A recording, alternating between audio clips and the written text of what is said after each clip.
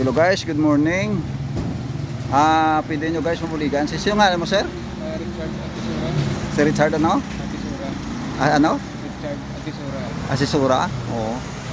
Pwede nyo sa mabuligan dahil kay ang iyakamot ni nautod ni kag ang iyakamot na lawas ng paralyze mo sa pagkumo. Pag kuryente mo na nautod di mo kamot oh. Ako nakita nyo, agis ng kuryente guys. No? Richard Sumura? Atisura. Si Richard Asisura oh. Apat ka ni welder. Ang tatlo patay. Oo. Ako lang hindi na kay na wala ko sa kuryente. Electrician sa na guys, mga guys, electrician sa naksidente. Tinotod yun niya kamo to, kita nyo kaluluoy, pwede niya matagaan sa gamay lang nga bulig oh. O sir, ikaw pa nga ba sila sa YouTube mga buligan? Tuloy Kaya ang ngayon ko buligin nyo, tulungan nyo ako. Isa lang ko sa buhay, wala akong pamilya. Limbayaan ako sa asawa ko. Sa pagkain ko lang araw-araw. Hihingi-hingi lang po ako. kahit konti. Tapos sana po matulungan niyo po ako.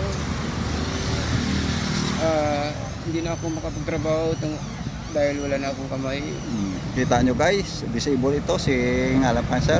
Richard Atisura. Si Richard ay Mr. Richard Sura guys, kinanglanon niya ginay kailangan niya kaya ang tulong nyo. All Negros Occidental kinanglanon niya ng bulig ni Richard Sura kasi na kuan isa na aksidente ni isa sa electrician na kuryente ni sa. Kaya mo nagwaya na utod gid ang iyang kamot o naputol ang kanyang kamay, kailangan tayo tulungan kahit konting tulong lang ibigay nyo sa kanya. Kasi sinamatan ko talaga ng malaki. Sa pasalamatan niya sa Panginoon guys, kung tulungan niyo kahit kaunti lang. Oh, hamba. Ang hirap talaga sir mabuhay na walang kamay, hindi ako makapagtrabaho. Dahil lumasa na lamang ako sa hingi-hingi. Tapos mga bigay-bigay para mabuhay ako.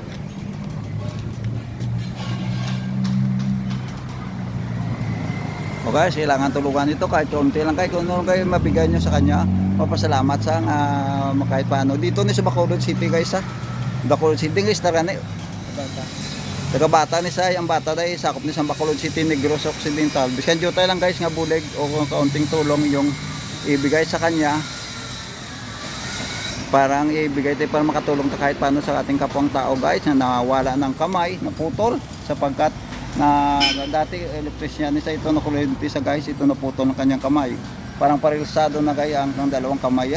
Sana tulungan nyo sila. Maraming salamat guys. God bless you and good morning po. Salamat sila. Maraming salamat po sa inyo lahat. Thank you. Sige.